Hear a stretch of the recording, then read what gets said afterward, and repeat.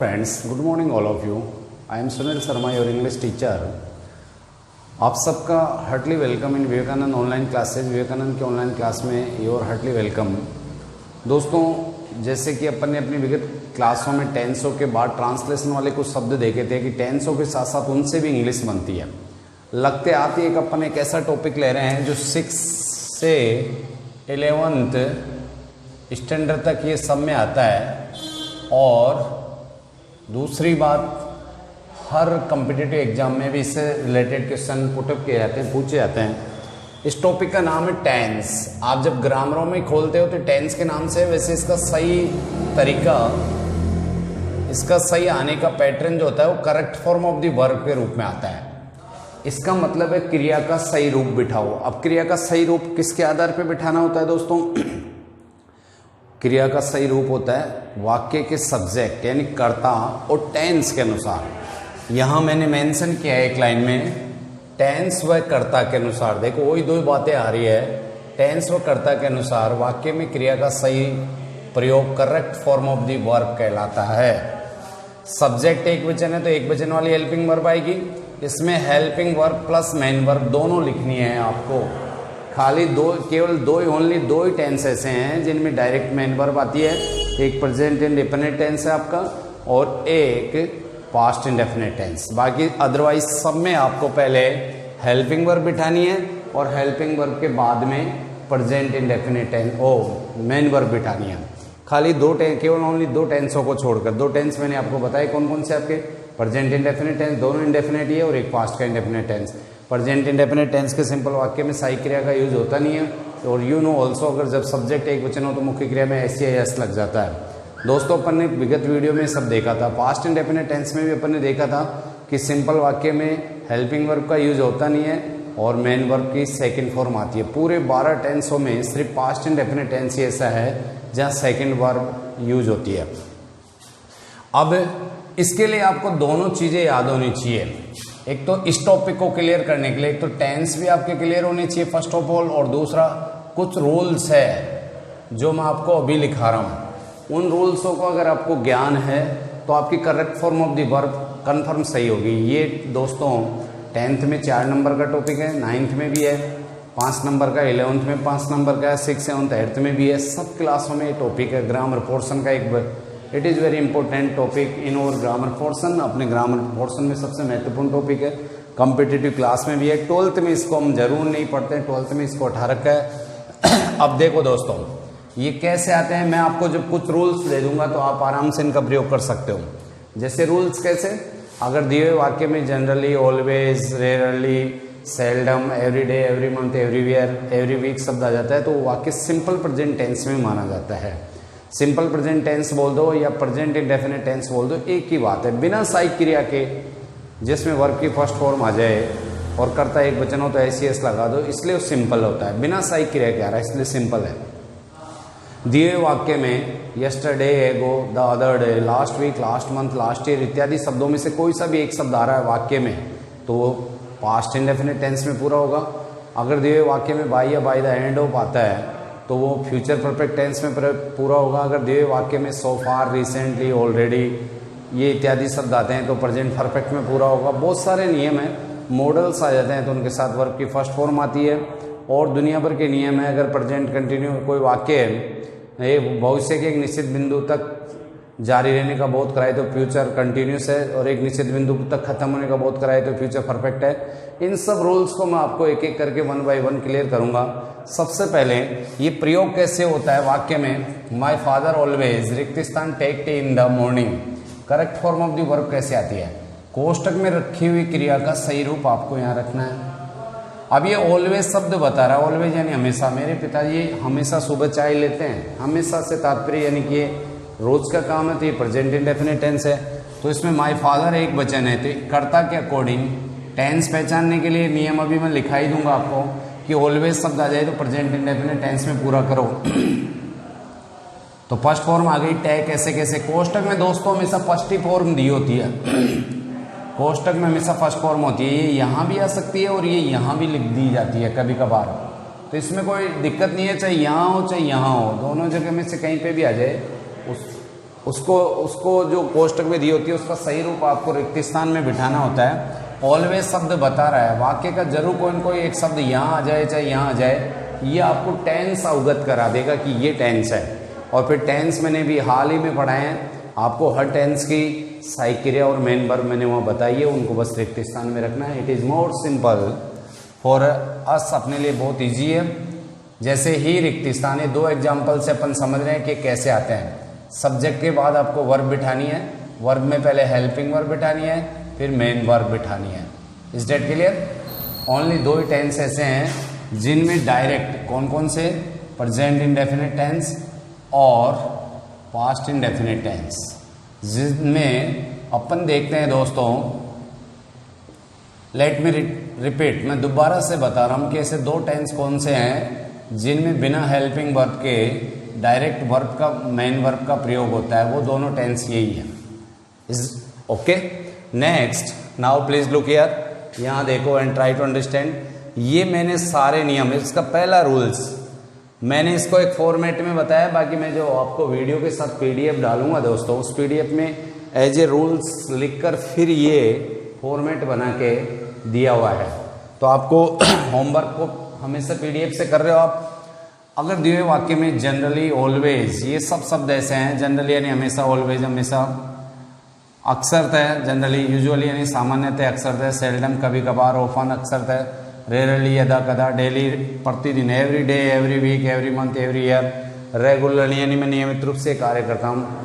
इनमें से कोई सा भी एक वर्ड आ जाए तो आपको वाक्य को मानना है सिंपल प्रेजेंट इंडेफिनिट टेंस में। अब आपको सर इनमें से कोई सा भी एक शब्द आ गया तो उसे हम सिंपल प्रेजेंट इंडेफिनिट टेंस में मानेंगे, तो उसका साइड इफेक्ट क्या आएगा? उसका साइड इफेक्ट ये है कि वर्ब की फर्स्ट फॉर्म आपको लगानी है और कर्ता एक वचन हो तो उसमें एस का प्रयोग करना है। फॉर एग्जाम्पल के लिए मैंने छोटे छोटे 4 एग्जाम्पल लिए हैं दोस्तों। सी रिक्त स्थान, गो टू टेम्पल डेली। अब डेली शब्द इनमें है क्या? देखो ये रहा, तो ये प्रेजेंट इंडेफिनिट टेंस है। जरूर वाक्य में कोई न कोई एक शब्द ऐसा आएगा जो आपको टेंस बता देगा। जैसे कि यहाँ पे डेली शब्द है, अभी प्रेजेंट इंडेफिनिट टेंस है, तो इसमें कन्फर्म है फर्स्ट फॉर्म आएगी और कर्ता एक वचन है तो ईएस लग जाएगा। जब कर्ता एक वचन हो, अब सी एक वचन है तो ईएस लग रहा है दोस्तों इसमें आपका। सी ऑफन, ऑफन भी अगर आप देखोगे तो यहाँ जरूर मिलेगा इन शब्दों में। इनमें से कोई सब शब्द आ जाए तो प्रेजेंट, सिंपल प्रेजेंट टेंस होगा। सिंपल प्रेजेंट टेंस कह दो या यूं कह दो प्रेजेंट इंडेफिनिट टेंस कह दो, बिना सहायक क्रिया के मुख्य क्रिया को बिठाना है आपको। तो ऑफन आ रहा है तो कम्स, यहाँ हमेशा वर्ब की फर्स्ट फॉर्म आती है कोष्टक में। कोष्टक में वर्ब की फर्स्ट फॉर्म आती है, उसको यहाँ आपको सेकंड या थर्ड या फर्स्ट में ऐसे कैसे रखना पड़ता है अकॉर्डिंग टू टेंस। तो दोस्तों आप देखो कि सी ओपन, ओपन शब्द आपको बता रहा है कि ये सिंपल प्रेजेंट टेंस है। वह अक्सरतः कम इन टाइम, वो समय पे आता है तो कम का कम्स हो जाएगा, क्योंकि सी एक वचन है इसलिए इसमें भी एस सी एस लग रहा है। प्रेजेंट सिंपल प्रेजेंट टेंस बोले तो ओनली वर्ब की फर्स्ट फॉर्म और S C S, S oblique S. S C S कब लगता है? जब आपका सब्जेक्ट सिंगुलर हो। Is that clear? They generally रिक्त स्थान take exercise in the garden. दोस्तों यहाँ देखो टेक फर्स्ट फॉर्म है और यह जनरली शब्द इन शब्दों में आ रहा है। फर्स्ट वर्ड ये आपका तो फर्स्ट फॉर्म ही आनी है, पर इसमें अब की बार मैंने एस सी एस क्यों नहीं लगाया? क्योंकि here your subject is plural, आपका जो सब्जेक्ट है वो बहुवचन है। यहाँ पे माई फ्रेंड्स में भी एस लग रहा है तो यहाँ भी प्लूरल है आपका सब्जेक्ट। यूजुअली शब्द इनमें से है। Is that clear? जरूर है। तो ये सारे शब्द में सब सिंपल प्रेजेंट टेंस के लिए आते हैं, तो यहाँ वर्ब की फर्स्ट फॉर्म आनी है। लेकिन देखो सभी तरीके के एग्जाम्पल लिए हैं मैंने। या नोट स्लिप था तो इससे पहले आपको हेल्पिंग वर्ब बिठा के वर्ब की फर्स्ट बिठानी है। तो सिंपल प्रेजेंट टेंस अभी कुछ दिनों पहले पढ़ाया था मैंने, प्रेजेंट इंडेफिनिट टेंस। डज और डू उसकी सहायक क्रिया थी, डज एक वचन के लिए, डू बहुवचन के लिए।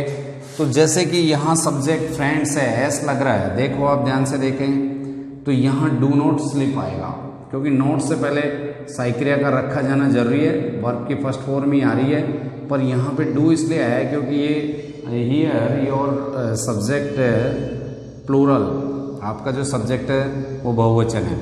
दोस्तों फर्स्ट ऑफ ऑल मैंने प्रेजेंट इंडेफिनिट यानी सिंपल प्रेजेंट टेंस का जिक्र किया।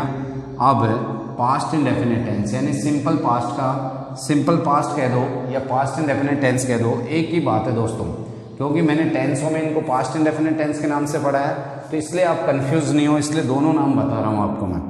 अगर दिए हुए वाक्य में शुरू से आखिरी तक कहीं पे भी ago, yesterday, once, the other day, last week, ये सब शब्द ऑटोमेटिक लास्ट वीक यानी पिछला सप्ताह, लास्ट डे पिछला कल, लास्ट मंथ, यस्टरडे यानी बीता हुआ कल, last month, last night, last year, इनमें से कोई सा भी एक शब्द आ जाए तो पास्ट इंडेफिनिट टेंस है, वर्ब की सेकंड फॉर्म आएगी दोस्तों। Is that clear? जैसे देखो एग्जांपल, आई रिक्तिस्तान write him letter last week, मैंने उसे पिछले सप्ताह एक पत्र लिखा। अब लास्ट वीक ये शब्द टेंस बता रहा है, इन शब्दों में से कोई सा भी आए तो सिंपल पास्ट टेंस है। इसमें सेकंड फॉर्म आएगी, तो राइट की सेकंड फॉर्म दोस्तों क्या होगी? रोट। कोष्टक में जो भी दी हुई होती है वो हमेशा फर्स्ट फॉर्म होती है दोस्तों, उसको फर्स्ट रखनी है, सेकंड रखनी है, according to rules and according to tense होगा दोस्तों। तो क्रिया का सही रूप बिठाना ही correct form of the verb, और क्रिया का सही रूप अपन टेंस और कर्ता के अकॉर्डिंग बिठाते हैं। वर्ब जो यूज होती है हमेशा, वर्ब में दोनों आ जाती है, हेल्पिंग वर्ब और मेन वर्ब, वो टेंस और कर्ता के अनुसार होती है दोस्तों। जैसे ही रिक्तिस्तान कम ईयर यस्टरडे, अब यस्टरडे बीते हुए कल के लिए आ रहा है, तो ये भी सिंपल पास्ट टेंस को बता रहा है, तो कम की सेकंड फॉर्म आपको यहाँ रखनी पड़ेगी केम।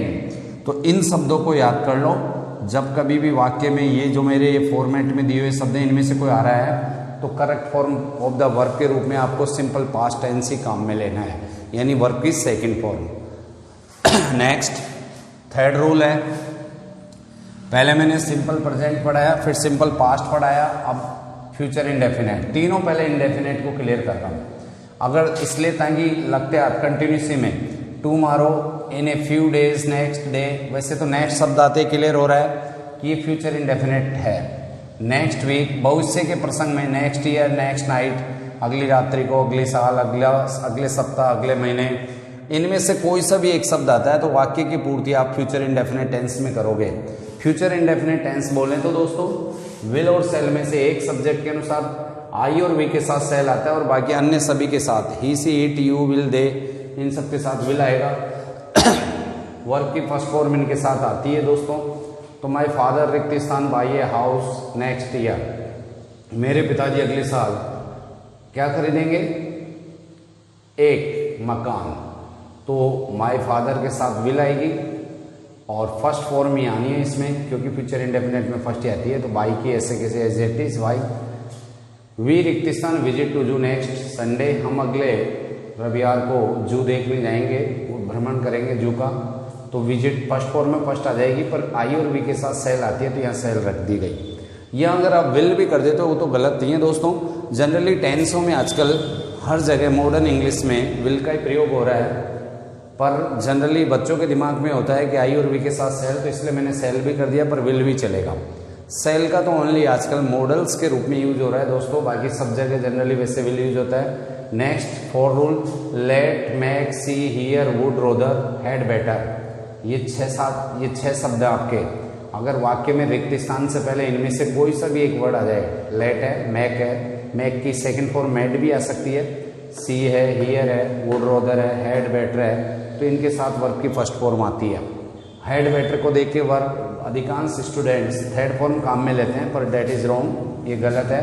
लेट मी, अब इनमें से लेट शब्द आ गया तो इसकी जो फर्स्ट फॉर्म थी स्पीक कोष्टक में एज इट इज स्पीक ऐसे कैसे आ जाएगी। You had better, had better आ गया। अब हेड को देख के लोग थर्ड फॉर्म टेल की लिखेंगे यहाँ पे, पर टेल ही आनी है फर्स्ट फॉर्म, थर्ड फॉर्म कर देंगे टेल, टोल्ड, टोल्ड, कहना, कहा, कह चुका, बट डेट इज रॉन्ग, वो गलत होगा, फर्स्ट ही आनी है। द टीचर फर्स्ट कोष्टक में होती है हमेशा, तो उसको एज इट इज रख दो। द टीचर मेड, मेक की थर्ड फॉर्म है मेड, तो यहाँ पे इसी की थर्ड फॉर्म है और सेकंड फॉर्म है, तो इसलिए यहाँ भी फर्स्ट फॉर्म ही आएगी। अस, राइट को ऐसे कैसे राइट ही रहने दो। तो जहाँ भी ये 6 शब्दों में से 6 शब्द आपको याद रखने पड़ेंगे दोस्तों। ही, वुड, रोदर, ये हर क्लास का टॉपिक है। रिक्त स्थान, वेट हियर, तो वेट का वेट ही रहेगा क्योंकि वुड, रोदर आ गया जो ये रहा आपका इसमें। तो these are 6 word, they demanded only verb की फर्स्ट फॉर्म, हमेशा वर्ब की फर्स्ट फॉर्म को मांगते हैं, इनके साथ हमेशा वर्ब की फर्स्ट फॉर्म आती है। और ये हमेशा ये 6 शब्द रिक्त स्थान से पहले वाक्य में, सेंटेंस में आपको देखना पड़ेगा। Is that clear? 4 rules clear हुए हैं, फटाफट मैं इनको बता रहा हूँ। पहले मैंने सिंपल प्रेजेंट का बताया, फिर सिंपल पास्ट का बताया, फिर फ्यूचर इंडेफिनिट का बताया, और ये 6 शब्दों के साथ हमेशा वर्ब की फर्स्ट फॉर्म आती है। इसी वीडियो लेक्चर में अपन ने पहले correct form of the verb क्या होती है, यानी टेंस और कर्ता के अनुसार क्रिया को बिठाना, यही correct form of the verb है। इसमें आपको दोनों चीज़ें लर्न होना जरूरी है, टेंस भी, क्योंकि बिठाओगे जब सहायक क्रिया और मुख्य क्रिया तो टेंस से ही याद रहती है कि इस टेंस में सर ने कौन सी सहायक क्रिया, ये मेरे पिछले वीडियोज़ में है कि कौन सी सहायक क्रिया बताई है और उसके साथ कौन सी मेन वर्ब आती है। और रूल्स में मैं आपको टेंस की पहचान के शब्द दे रहा हूँ कि अगर ये शब्द आ जाए तो ये टेंस मानना है, फिर उस टेंस को मैंने पीछे पढ़ाया उसके अकॉर्डिंग उसकी सहायक क्रिया मेन वर्ब रख दो। तो ये जो मैं आपको यहाँ पिन पॉइंटेड वर्ड दे रहा हूँ, इससे आप टेंस रिकॉग्नाइजेशन करोगे। इन चारों फॉर्मेट जो मैंने यहाँ बनाए हैं, 4 फॉर्मेट, ये आपको टेंस पहचानने के लिए। Is that clear? Go at, best of luck.